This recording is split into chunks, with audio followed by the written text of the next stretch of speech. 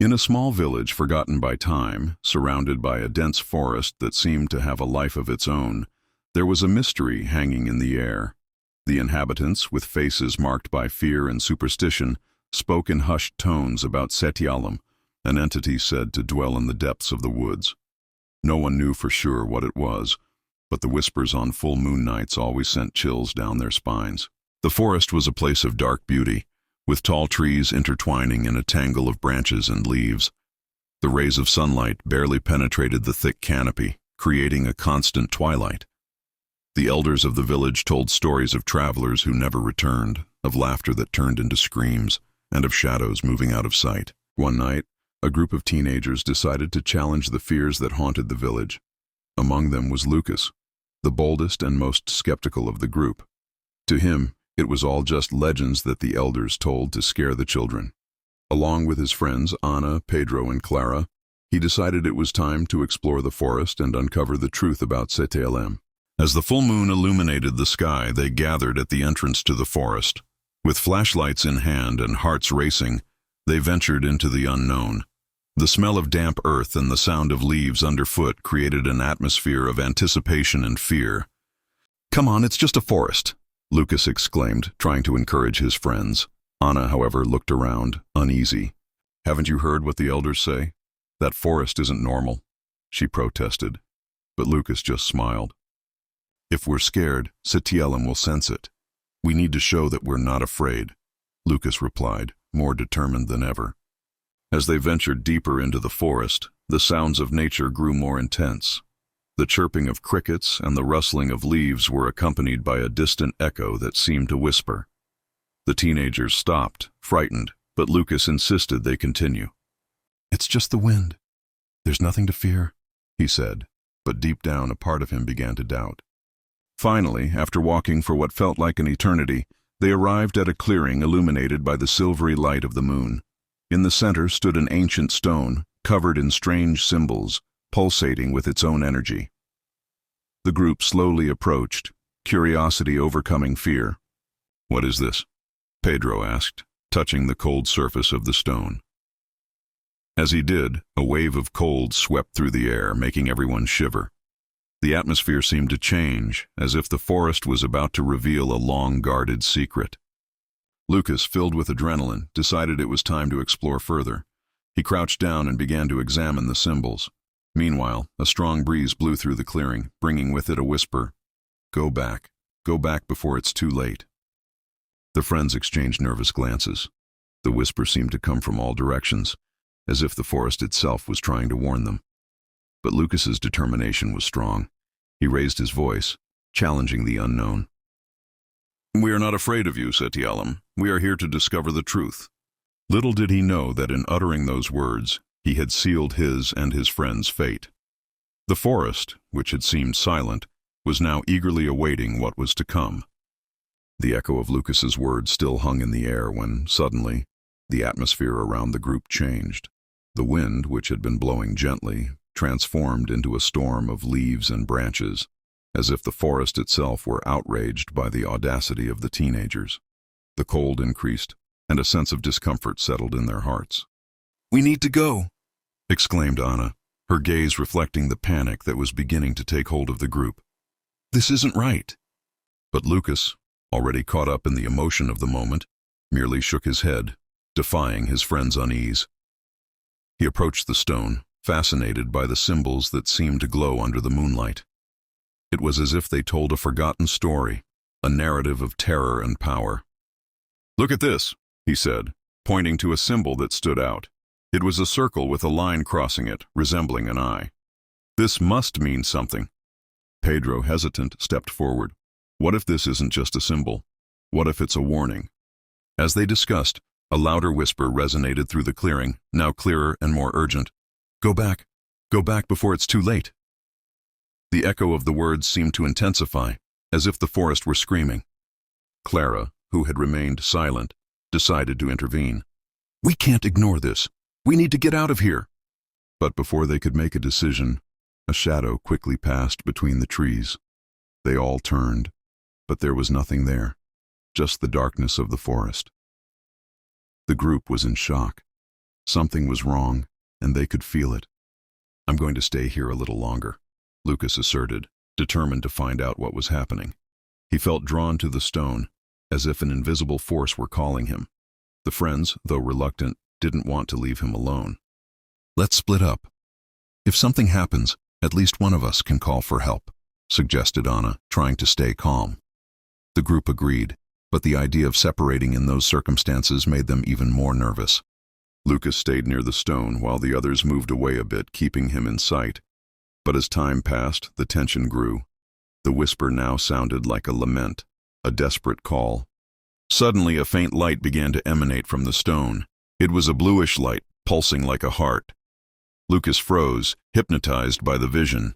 He reached out, drawn to the light, when a scream sliced through the air. "Lucas, no!" shouted Pedro, running towards him. But it was too late. The moment Lucas touched the stone, a wave of energy coursed through his body, and he felt as if he were being sucked into an abyss. The friends watched in horror as Lucas was enveloped by the light. A piercing scream echoed through the forest, and the clearing was engulfed in dense darkness.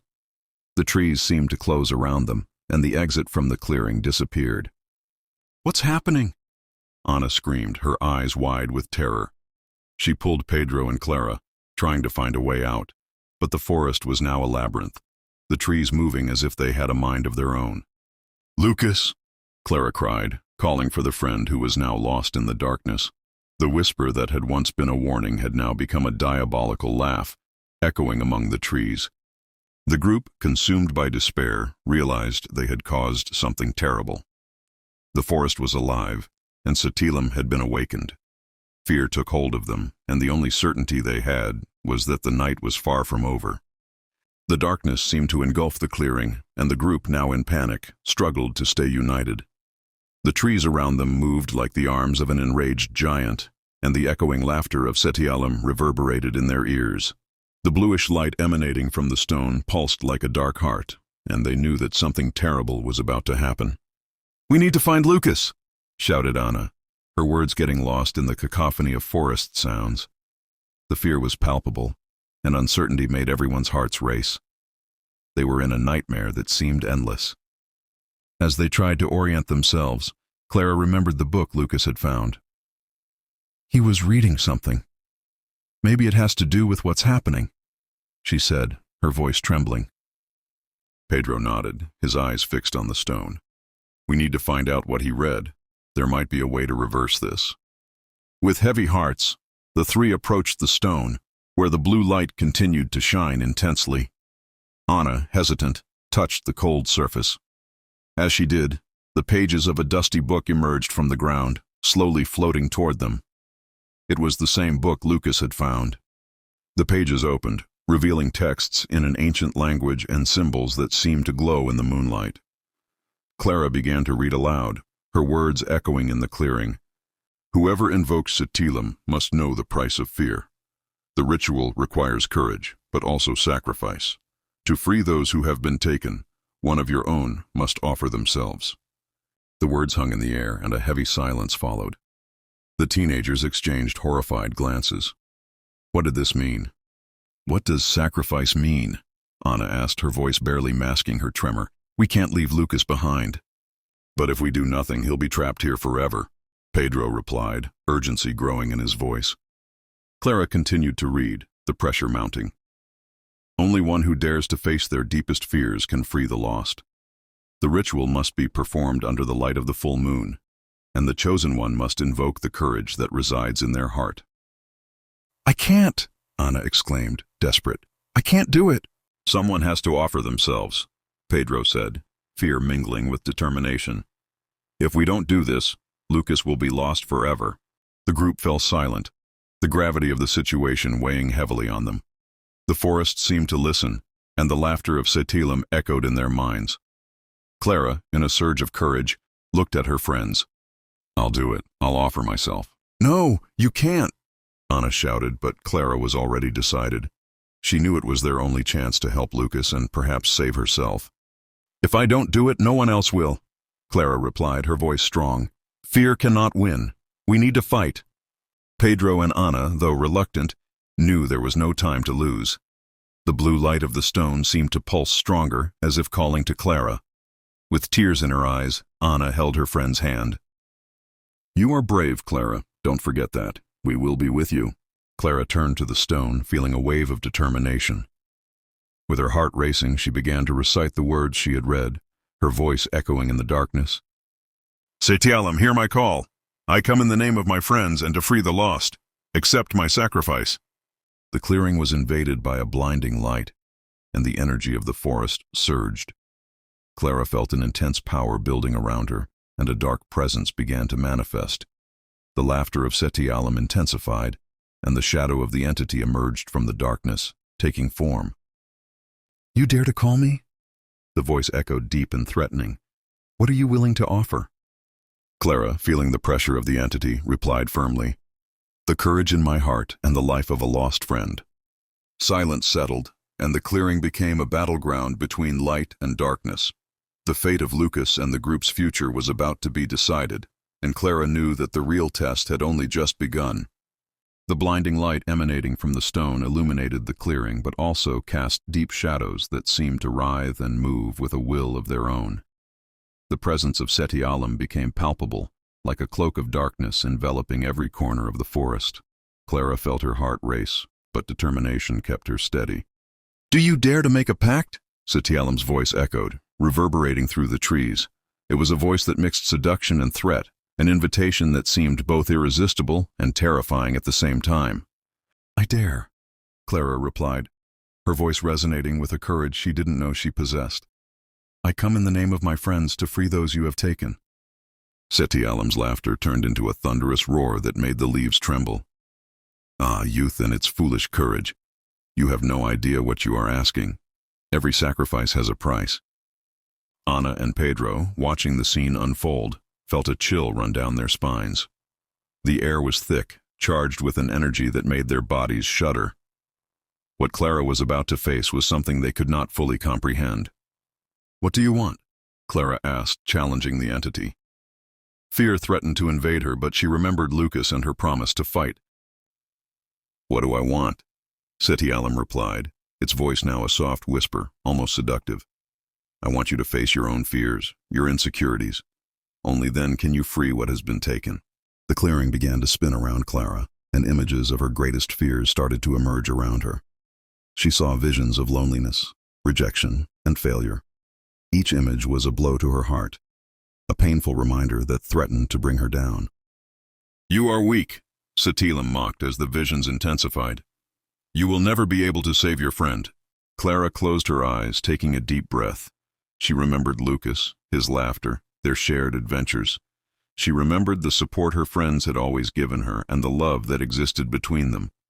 With this, courage began to blossom within her. "I am not weak," she shouted, opening her eyes with fervor. "I am strong, and I will fight for Lucas." The light from the stone began to shine even more intensely, and the visions of fear began to dissipate, replaced by memories of joy and unity. Clara found herself surrounded by her friends, all laughing and supporting one another. The strength they shared became like a shield against the darkness. "You cannot defeat me," Clara declared, her words echoing through the forest. "Not anymore." Setealem hesitated, the shadow of the entity writhing as if in conflict. "Do you really believe you can challenge me? You have no idea what fear is." "Fear will not stop me," Clara asserted, feeling the energy of the forest unite with her. "I am more than my fears. I am the courage of all of us." The light from the stone intensified, enveloping Clara in a radiant glow. The shadows began to recede, and Setealem's presence seemed to weaken. The trees, once threatening, now appeared to support Clara, leaning toward her as if they were rooting for her. "No!" Setealem screamed, its voice now filled with rage. "You cannot do this! You cannot bind me here!" Clara, feeling the strength of her friends by her side, continued to recite the words she had read in the book. Each syllable seemed to amplify the light around her, while the darkness grew ever more distant. "Setealem, I command you, free Lucas and all those you have taken." The clearing trembled, and an explosion of light illuminated the night. Clara felt a wave of power flowing through her, as if the forest itself was giving her strength. The shadow of Setealem writhed, and a deafening scream echoed through the trees. "You may have won this battle, but the war is not over," the entity roared before being engulfed by the light, disappearing in a whirlwind of shadows. In the center of the clearing, the light from the stone finally began to dissipate, and silence returned to the forest. Clara, exhausted, fell to her knees, feeling the pressure lift. Ana and Pedro rushed to her, embracing her tightly. "You did it! You really did it!"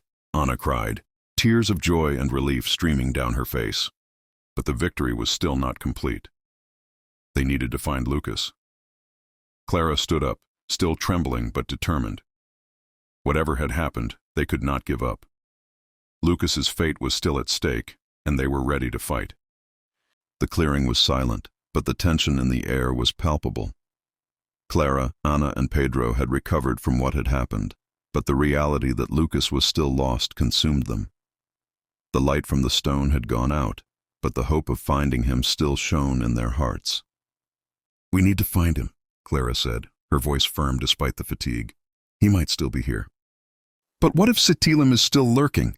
Ana asked, concern evident in her eyes. "What if he comes back?" "We can't let fear control us again," Pedro replied. "We need to be strong. We have to do this for Lucas." With a renewed sense of determination, the group began to explore the forest, following the path Lucas had taken before. The trees, which had seemed threatening before, now appeared more welcoming, as if they wanted to guide them toward the truth. But each step they took was accompanied by a distant whisper, as if the forest was filled with unspoken secrets. After a while, they arrived at a new clearing, much larger than the previous one. In the center, they found a colossal tree, its branches stretching out like protective arms. The atmosphere was charged with strange energy, and Clara felt that something important was about to be revealed. "What do you think this means?" Ana asked, looking at the tree with a mix of fear and reverence. "I don't know, but it seems like we're getting closer to something," Pedro replied, looking around. As they examined the clearing, Clara noticed something shining among the tree's roots. With a mixture of curiosity and apprehension, she approached. Crouching down, she saw it was a small box, adorned with the same symbols that were on the stone. "What could this be?" Clara asked, picking up the box. The object seemed to pulse with a gentle energy, as if it were alive. With effort, Clara opened the box. Inside, there was an amulet, a silver chain with a pendant in the shape of an eye, similar to the symbol Lucas had found on the stone. As she held the amulet, a wave of warmth coursed through her body, and images began to flow into her mind. She saw Lucas, surrounded by shadows, fighting against the fear that tried to overwhelm him. He was trapped in a dark place, but there was a light within him, a light that shone brightly. Clara saw the moment Lucas had touched the stone, and how Setealem's presence had captured him. "He's here," Clara exclaimed, emotion flooding her heart. "He's still fighting." "How can we help him?" Ana asked, feeling adrenaline coursing through her veins. "This amulet," Clara replied, holding it tightly. "I think it can lead us to Lucas. We need to use the light it represents." Pedro nodded, determination growing in his eyes. "Let's do this together." With the amulet in hand, the group formed a circle, uniting their energies and intentions. Clara began to recite words that came to her mind, words that seemed to echo in the forest. The light from the amulet began to shine brightly, and a trail of energy formed before them, leading them toward what seemed to be a new dimension. They followed the light, crossing the forest until they reached a dark space where the trees seemed to close in. In the center, Lucas stood, surrounded by a dark mist, struggling against the darkness that tried to consume him. "Lucas!" Clara shouted, and her voice sliced through the darkness like a blade. He turned, his eyes filled with hope upon seeing his friends. "Clara," he replied, his voice weak but full of relief. "I thought I would never see you again." "We're here to save you," Ana shouted, holding the amulet. "Together we can win." As the light from the amulet intensified, a wave of energy began to form around Lucas, enveloped in vibrant colors. The black mist seemed to hesitate, its shadows twisting and losing strength. "You have to believe, Lucas," Clara encouraged him. "Face your fears. We are with you." Lucas closed his eyes, remembering the laughter, the adventures, and the unconditional support of his friends. He felt their strength coursing through his veins, and with a cry of determination, he raised his arms, calling on the light that shone within him. The darkness around him began to dissipate, and the light expanded, enveloping Lucas in a radiant glow. The shadows began to recede, and Setealem's laughter turned into a scream of despair. "No," the entity echoed as the light grew brighter and brighter. With one last surge of courage, Lucas joined the light, and together, they broke the chains of darkness. The clearing erupted in a blinding brightness, and Setealem's presence was finally expelled, dissipating into a cloud of shadows. When the light finally faded, Lucas stood, surrounded by his friends. The forest had changed. It was now a place of peace and hope. The weight of darkness had been lifted, and the whisper of the forest turned into a gentle song, as if celebrating their victory. "Are you okay?" Anna asked, her eyes filled with tears of relief. "Yes, I am," Lucas replied, looking at his friends, gratitude filling his heart. "I could never have done it without you." As the group embraced, Clara realized they had overcome not only Setealem's fears, but also the fears they carried within themselves. The forest was now a symbol of what they had achieved together, and the legend of Setealem would become a story of courage and friendship, passed down from generation to generation. And so, Setealem's legacy transformed into a tale of light, where true strength lies in unity and the courage to face the unknown.